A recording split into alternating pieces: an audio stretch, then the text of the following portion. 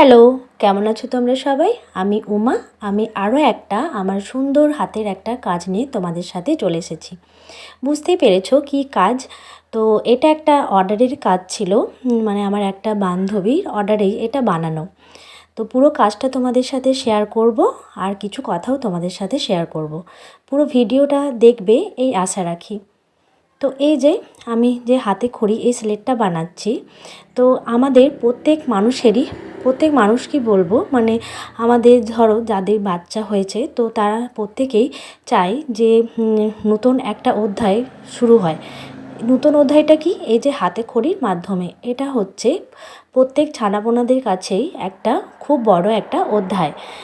এই অধ্যায় যখনই শুরু হয়, শেষ হয় ঠিক বলা যায় না কবে শেষ হয়। ঠিক, তো এই অধ্যায়টা খুবই গুরুত্বপূর্ণ, হাতে খড়ি দেওয়া।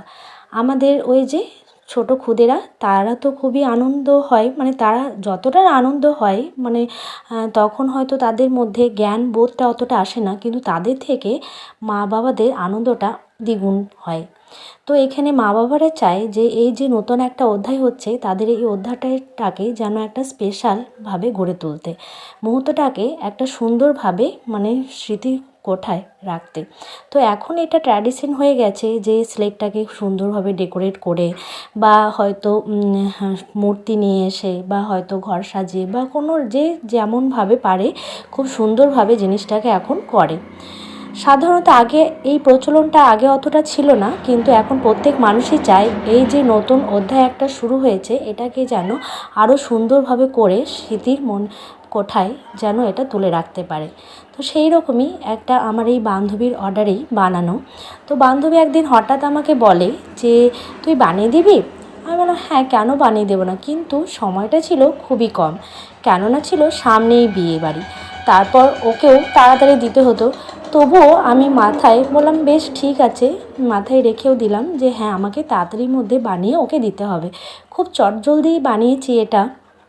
তারপরেও যখন এই ছবিটা আমি তোমাদের সাথে পোস্ট করেছি আমার ফেসবুকের টাইমলাইনে, তোমরা অনেকেই আমাকে কোয়ারিজ করেছো, এইটা বানিয়ে দিতে পারবে? অনেকেই আমাকে জানতে চেয়েছো। তো আমার আর সময়ের অভাবে এটা হয়নি। তো তাদের জন্য আমার খুবই দুঃখিত যে আমি তাদেরকে মানে বানিয়ে দিতে পারলাম না। তো আশা রাখবো তোমরা যারা মানে আমার ফেসবুক টাইমলাইনে আছো, এরকম যদি কাজ তোমরা চাও, অবশ্যই তোমরা একটু টাইম নিয়ে আমাকে জানাতে পারো। নেক্সট ইয়ারে আমি অবশ্যই তোমাদের এই মানে কোয়ারিজগুলো আমি ফুলফিল করতে পারবো। তো এই যে এটা আমি বানালাম, একটা স্লেট নিয়েছিলাম। স্লেটটা আমি পাথরের পাইনি, যে দোকানে গেছিলাম, তো এখানে একটা যে কার্ডবোর্ড ধরনের যে স্লেটগুলো হয় না, তো সেই স্লেটগুলোই, আর উপরে ছিল কাঠেরই কাজ। তো কাঠের কাজটাকে একটু সুন্দরভাবে সাজানোর জন্যই আমি এখানে ক্লে দিয়ে কাজটা করেছি। তো ছবিটা একটা আমার বান্ধবী পাঠিয়েছিল, তো তারই বেসিসেই আমার এটা করা, আর খুব সময়ের অভাবে করেছি বলে পুরো রঙের ভিডিওটা তোমাদের সাথে শেয়ার করতে পারলাম না। আর এর মাথায় যে একটু ফিতে দিয়েও করব, সেটারও সময় হয়ে ওঠেনি। তো এরকম যদি চাও তোমরা অবশ্যই আমাকে কন্ট্যাক্ট করতে পারো, নিত্য নতুন আইডিয়াও দিতে পারো, সেই আইডিয়া অনুসারেও তোমাদের বানিয়ে দিতে পারবো।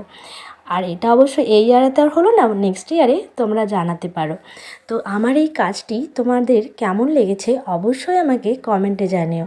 আবার আসবো নতুন কোনো কাজ নিয়ে তোমাদের সাথে। আজকের মতো টাটা।